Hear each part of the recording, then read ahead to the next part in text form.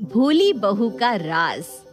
सुमन अपने इकलौते बेटे नितिन के लिए चांद सी लड़की देख रही थी ताकि सुमन के भी घर में एक सुंदर और सुशील बहू आ सके। ऐसे ही एक दिन सुमन अपनी दूर की बहन ममता को फोन करती है। अरे ममता, कैसी है तू? क्या बात है, कुछ दिनों से ना फोन ना हाल समाचार, सब खैरियत तो है? हाँ हाँ जीजी, सब खैरियत से है। बस कुछ शादियां लगातार पड़ गई थी, उसी में बिजी थी।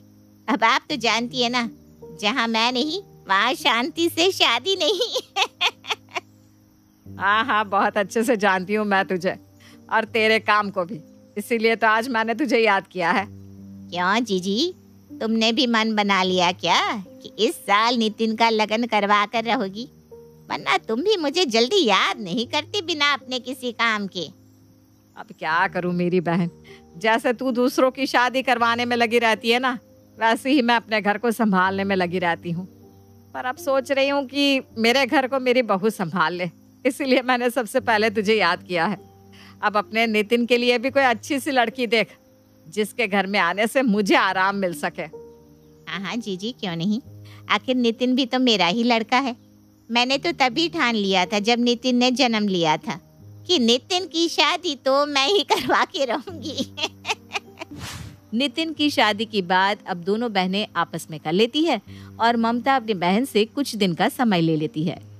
कुछ दिन के अंदर ही ममता अपनी बहन अचानक से सुमन के घर पहुंच जाती है। अरे ममता, तू वो भी अचानक? जीजी, अब खबर ही ऐसी है कि मुझसे रुका नहीं गया, इसलिए मैं नंगे पैर भागती हुई आपके घर आ गई। आखिर इतनी अच्छी लड़की का रिश्ता मैं आपको फोन पर कैसे बताती? क्या लड़की? इसका मतलब तूने हमारे नितिन के लिए लड़की देख भी ली। अरे फिर तो तूने बहुत अच्छा किया जो तू नंगे पैर यहाँ भागी भागी आ गई। अब जल्दी से बैठ और मुझे लड़की के बारे में बता। कौन है लड़की, क्या करती है, उसकी फोटो तो लाई है ना साथ में? हाँ हाँ जीजी, मैं लड़की की फोटो भी लाई हूँ, साथ में और सारी जानकारी भी। 4-5 फोटो है लड़की की, आराम से देखते रहना। और बता दूँ, लड़की बहुत सुंदर और सुशील है। मुझे पता चला कि लड़की सर्वगुण संपन्न है और खाना बनाने में तो माहिर है। जो कोई भी उसके घर जाता है वो अपना पेट पकड़ कर घर आता है। ममता की बातें सुनकर सुमन अपने दिमाग में ख्याली पुलाव पकाने लगती है और कुछ देर बाद वो ममता से लड़की की फोटो मांगती है। लड़की सच में काफी सुंदर होती है। लड़की की फोटो देखकर ही सुमन उसे अपने घर की बहू बनाने की सोच लेती है। वहीं दूसरी ओर ममता वही सारी अच्छी बातें उस लड़की के बारे में बताती है जो सुमन को अपनी बहू के अंदर चाहिए थी। जीजी, लड़की का नाम रोशनी है और उसके चेहरे पर देखो कितना तेज है। जैसा नाम वैसा ही सुंदर सा चेहरा। और तो और लड़की ने मास्टर शेफ सीख रखा है। खाना बनाने में तो इसने बड़े बड़े शेफ को भी पीछे छोड़ दिया है। आप सोचो, आपके घर में जब ऐसी बहू आएगी जो हर तरह के पकवान बनाएगी जिसकी आपने कभी कल्पना भी नहीं की होगी, आपके घर आए मेहमान आपकी कितनी तारीफ करेंगे। ममता, तू तो बिल्कुल वैसी लड़की ढूंढ कर लाई है जैसे कि मैंने सोच रखा था। इतना ख्याल रखती है तू मेरा। अच्छा, अब तू ना लड़की वालों से जल्दी बात कर ले ताकि हम ये रिश्ता पक्का कर सके। आपको क्या लगता है जीजी, इतनी अच्छी लड़की का रिश्ता मैं जाने दूंगी आज से? अरे मैंने सब सेट कर रखा है। मैंने लड़की वालों को भी समझा दिया है कि आप परसों अपने लड़की को लेकर उनके घर जाएंगे उनकी लड़की देखने। अरे अरे ममता, ये तूने क्या किया? तुझे लड़की वालों को ये कहने की क्या जरूरत थी? तू जानती है ना, हमारे घर में लड़का लड़की एक दूसरे को नहीं देखते। और मैं जाऊंगी तो कौन सा मैं भी लड़की को देखूंगी? लड़की तो फोटो में ही मुझे पसंद आ गई है। उसके हाथ का खाना खाकर बस ये रिश्ता पक्का करना है। ठीक है जीजी, जैसे आपकी मर्जी। मैं कल ही जाकर लड़की वालों को कह दूंगी और आपके इन रिवाज के बारे में भी बता दूंगी ताकि उनके दिल को तकलीफ ना हो। बाकी आपकी मर्जी। अगर कल को आपको कुछ बुराई नजर आई तो मुझे दोष मत देना। अरे ममता, मुझे तुझ पर खुद से भी ज्यादा भरोसा है। सुमन रोशनी से अपने बेटे की शादी करने की बात फिक्स कर लेती है और दिन गिनने लगती है। बहुत जल्द अब सुमन अकेली ही लड़की के घर जाती है जहां उसके सामने 56 प्रकार का खाना रख दिया जाता है। इतना सारा खाना देखकर सुमन को ममता की कई सारी बातें सच लगने लगती है।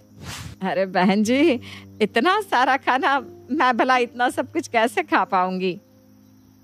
अरे बहन जी, ऐसा मत बोलिए, सब में से थोड़ा थोड़ा टेस्ट कर लीजिए ना। ये सब कुछ मेरी प्यारी रोशनी ने आप सबके लिए ही तो बनाया है। वैसे आप चाहे तो आप रोशनी को देख सकती हैं और उसका टेस्ट भी ले सकती हैं। हमारी बेटी में कोई कमी नहीं है। अरे बहन जी, मैं जानती हूँ, मेरी बहन ने बताया है मेरी होने वाली बहू के बारे में बहुत कुछ, पर हमारे में भी ना कुछ रिवाज है, वो तो मुझे निभाने ही पड़ेंगे। मैं खुद भी नहीं आती, पर नितिन के पापा भी इस दुनिया में रहे नहीं, अब सब कुछ मुझे ही देखना पड़ता है।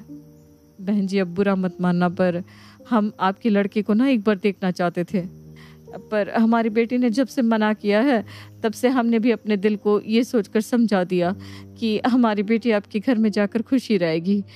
हमारी बेटी रोशनी बहुत समझदार है, वो ना दूसरों का बहुत ख्याल रखती है। अपनी होने वाली बहू की इतनी तारीफें सुनकर सुमन के पैर जमीन पर नहीं टिकते और वो बिना कोई देरी करे रिश्ता पक्का करके चली जाती है। अब ऐसे ही एक दिन रोशनी के घर में छोटी सी पूजा होती है और जब सुमन उस पूजा में शामिल होने आई तो एक बार फिर उसके सामने बहुत तरह की डिश रख दी जाती है। इस बार का खाना खाकर सुमन को पक्का विश्वास हो जाता है कि उसकी बहू के हाथों में जादू है। अब इसी तरह से समय गुजरता है और बहुत जल्द रोशनी और नितिन की शादी हो जाती है। सच में बहू तो कितनी सुंदर है। तेरा ये चांद सा मुखड़ा देखकर आज मुझे बहुत खुशी हो रही है। मेरी बहन ममता ने मुझे सबसे अच्छी बहू दी है। माँ जी, ये तो आपका मेरे लिए नजरिया और बड़प्पन है जो मैं आपको इतनी अच्छी लग रही हूँ। अरे बहू, कितनी अच्छी और मीठी मीठी बातें करती है तू। अरे मीठी बात उससे याद आया, मैं तुझे यहाँ ये बताने आई थी कि आज तेरी पहली रसोई है ना, तो रसोई घर में जाकर आज तू ही सबके लिए खाना बनाना और तू आज अपनी कोई एक सीक्रेट डिश भी बना लेना बेटा। इतना बोलकर सुमन वहाँ से चली जाती है और रोशनी की एक बात नहीं सुनती। कुछ देर बाद जब सुमन किचन में जाती है तो वो देखती है कि सारा सामान वैसा का वैसा ही पड़ा है। रोशनी अपने कमरे में है। ये देखकर सुमन थोड़ा घबरा जाती है और रोशनी के कमरे में जाती है। अरे बहू, तू अभी तक यहीं बैठी है और तूने कुछ बनाना शुरू भी नहीं किया? तेरी तबीयत तो ठीक है ना? माँ जी, क्या बनाना था ये तो मैं जानती नहीं हूँ और मुझे ना खाना बनाना आता ही नहीं। वो तो मेरी शादी नहीं हो रही थी ना, इसलिए माँ ने सबसे झूठ कहा और आपने जितनी बार जो भी खाया ना वो सब मेरी माँ ने बनाया है। मेरी माँ ने खाने में मास्टरी कर रखी है। टेस्टी था ना? क्या तुझे कुछ नहीं आता बनाना? तेरी माँ मास्टर शेफ है और तू? अपनी बहू की ये बातें सुनकर सुमन को चक्कर आ जाता है। वो अपना सर पकड़कर वहीं बैठ जाती है और कुछ देर बाद अपनी बहन को फोन करके घर बुलाती है और उसे खरी खोटी सुनाने लगती है। ममता की बच्ची, तूने मुझसे झूठ कहा। तूने अपनी बहन का साथ ना देकर इन लड़की वालों का साथ दिया। क्या कहा था तूने? तेरी होने वाली बहू की कुछ अपनी खुद की स्पेशल सीक्रेट रेसिपी है जो वो अपने ससुराल वालों को खिलाना चाहती है। अरे यहाँ इसे तो नमक और मसाले का फर्क भी नहीं पता। देखो जीजी, मेरा काम है शादी ब्याह करवाना, दो परिवारों को जोड़ना, और अगर मैं रिश्तेदारी में थोड़ा झूठ बोल भी दूं तो क्या हुआ? कम से कम आपके लड़के का घर तो बस गया। और देखो, मुझे तो ना दोषी मत दो। मैंने तुमसे कहा था जाकर लड़की देख लो, उसका टेस्ट ले लो। फिर तुम्हारी घर का ये रिवाज है कि लड़की नहीं देखी जाती, तो मैं क्या करती? ममता की ये बातें सुनकर सुमन का मुंह बंद हो जाता है, क्योंकि कहीं ना कहीं गलती तो सुमन की भी थी। अब बेचारी सुमन कर भी क्या सकती थी? रोशनी उसके घर की बहू जो बन चुकी थी।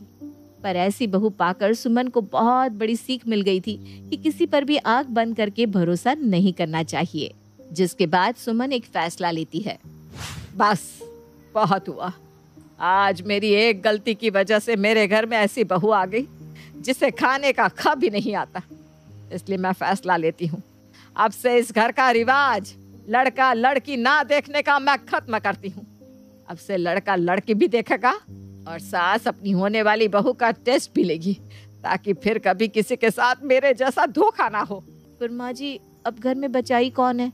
आपका तो एक ही बेटा था, उसकी शादी तो मुझसे हो गई। देखो देखो, कितनी भोली बहू है। अरे ओ भोली, मेरी जिंदगी खराब हुई है, पर मेरे घर में अभी भी बच्चों की कमी नहीं है। और सब यही रिवाज अपनाते हैं। ये रिवाज उनके लिए बदल रही हूँ और आने वाले अपने फ्यूचर के नाती पोतों के लिए भी। और ममता, तू कल मुही अपने घर जा। तेरे जैसी बहन होने से तो अच्छा मैं किसी दुश्मन से कह देती मेरे बेटे की शादी करवाने के लिए। और बहू रानी, तू खड़ी खड़ी मुंह क्या देख रही है? मेरे साथ रसोई में चल। सबसे पहले तुझे नमक मसाले के बीच का फर्क बताती हूँ। अब क्या था, सुमन अपनी गलती सुधारने के लिए अपनी बहू को खाना बनाना सिखाने लगती है। तो देखा आपने, आंख बंद करके भरोसा करने का नतीजा क्या है। इसीलिए तो कहते हैं दूसरों की कही बातों पर कम भरोसा करना चाहिए। अगर सुमन की घर का ऐसा रिवाज ना होता और सुमन ने अपनी बहन की बातों पर विश्वास ना किया होता तो शायद सुमन को अपनी मनपसंद बहू मिलती और शायद मनपसंद खाना भी।